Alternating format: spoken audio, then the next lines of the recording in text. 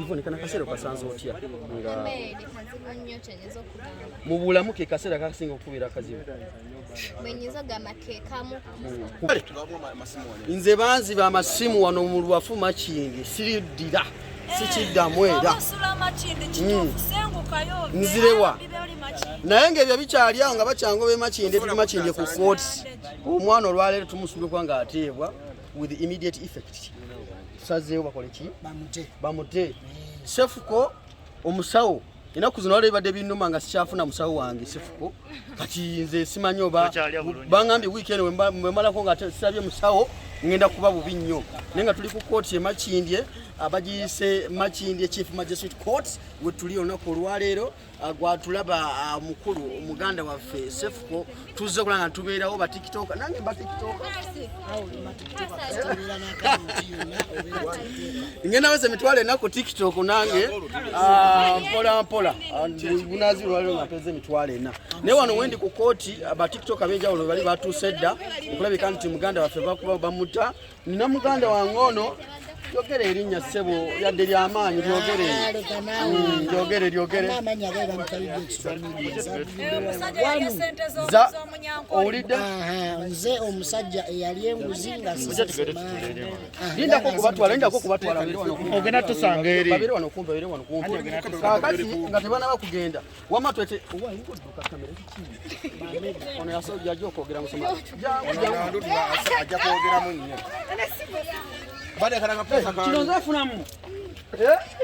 Jamu tugende eno je nfuniramu. Gobere rakko tufunemu nnyo.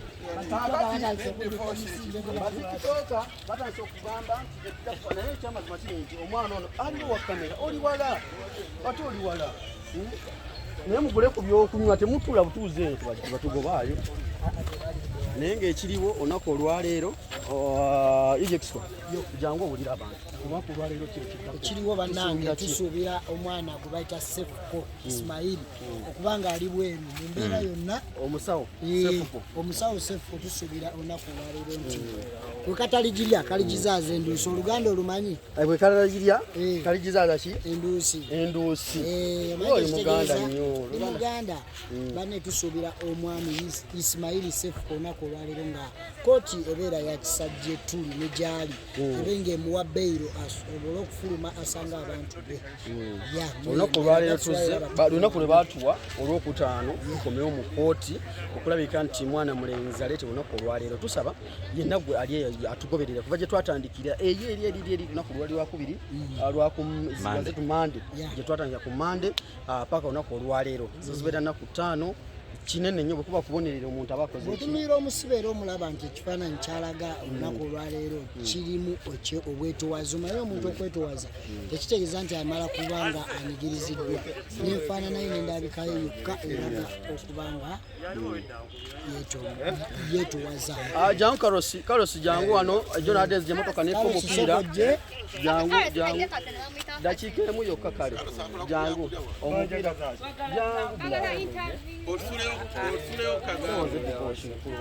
kaneyambire ssebo ogamba otya olamu bulungi olabika bulungi webale kunyirira owa enaku olwaleero muganda waffe tumusuubireko nga biki tuteeseteese tutya tumageddeko naye mwafunye katisa kogera naye ejje njogedde naye onaku olwaleero omulabyeko wali wano naze wano kusawa nga 3 nga bakamu kati ali mu mbeera ki sijagamba nti ali mu mbeera nnungi era sijagamba nti ali mu mbeera mbi naye kyonna kye tuliko kulaba nga tuddayo naye olwaleero tuddayo naye tusaba Mukama Katonda atuyambe twalale tuddayo naye nagamba nti ngenda weze emitwalo ena ku TikTok osebo mba siri TikTok ino mungamba mbu siri TikTok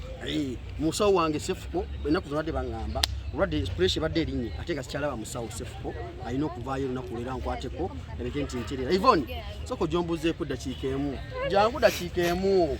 ogamba otya oli bulungi olina engeri gyotaddewo obugaalubindi buno n'okyukira ddala obulamu buli butya omwami bwensuubira twongere kusaba ogeddeko naye leero ali mu mbeera ki sikyagamba nti ali bulungi oba ali bubi but era twongeremu essaala sawa zo twongeremu ddala bwe bamutukwasa bwe tuti tusibira wa bwe bati nga bamutuwaddemu 5 olweggulo era wakati twandisibiddewa tulina enteekateeka yonna teekateeka omuntu sebo omuntu mu mbeera eno gy'abaddemu mutuna omujje tumubugirize ngaffe banne era nga buddeyo tetunosooka okukola kwebaza Katonda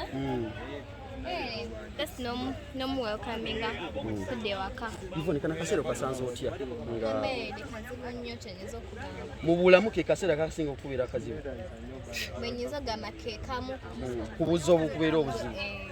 naye engeri gyendi nti ndi mukazi mugumu etwali tusobola kunyeenya strong woman tewali I'm a woman of substance wangi aluzungu ate kasoyingira mu luzungu awo lujja tutabukako tusigale mu Luganda kyogedde bwokiza mu Luganda kitegeeza ki Yvonne kyogedde kyokiza mu Luganda tusigala nti ndi mukyala mugumu nnyo tusabe katusoko tune mu kamera wano tusabe gwe kikwatako yenna nakola etunike nti ate tukiyinza okukola nti kwe kumusabira muganda waffe Cephco abe nga ateebwa leero olunaku lwaleero bibe nga biggwa bulungi kuba tuyinza okugamba tulinamu essuubi nti tuyinza okuddayo naye waka naye era omutonzi yasinga mu byonna yakola entegekezi kyasinga sabe nti omutonzi akola atutega akuwa yemupulaninza asinga atuplaningire abe nga tuddayo nabo ewaka Yvonne mukyala wa Cephco omubwati tutekakako omubwati kale byebyo wetetambudde tukyalinda tulinzeeko muganda afuna ku lwaleero Kotti kulabika nti tusaba Atebwe ne banne badde boogera nga bawulidde batiktoka bangi bwe bali wano ab'enjawulo abantu beeteeseteese kubanga balabika nti balina muganda waffe nokwaleetagatavayo olunaku lwaleero so twegatteko tujja batuweereza mawulire agasingawo ku gano gwe ntambudde ne Lawrence omukulu Lawrence erinnya lye likikagwana Kavuma Lawrence musajja wango kukya muyine wali omupiira gw'ebika engwe esamba n'embwa kati kitegeeza nammwe kabwanango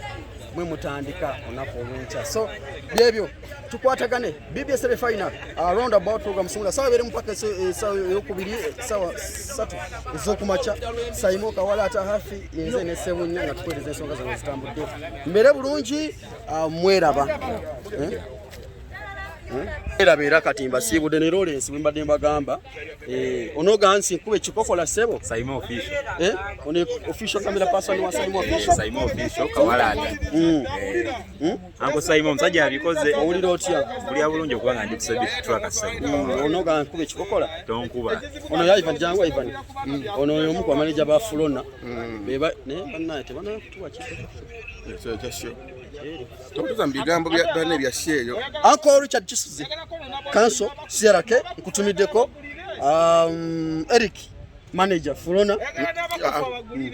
abantu boogera ko bonna tutoga ku kintu kyemu kya Cephco kati embozi nayo bana temwaga ndo seke balo esimbira bana nenga wana batukoza embozi naye divorce bannange basomera sente za kulya wano bebasinze okwagala omwana ono abeyo kwa bye bakubye byonna negwe boti mulabika bulijjo nabe simu yebeni kale mbatade mbere bulungi mweraba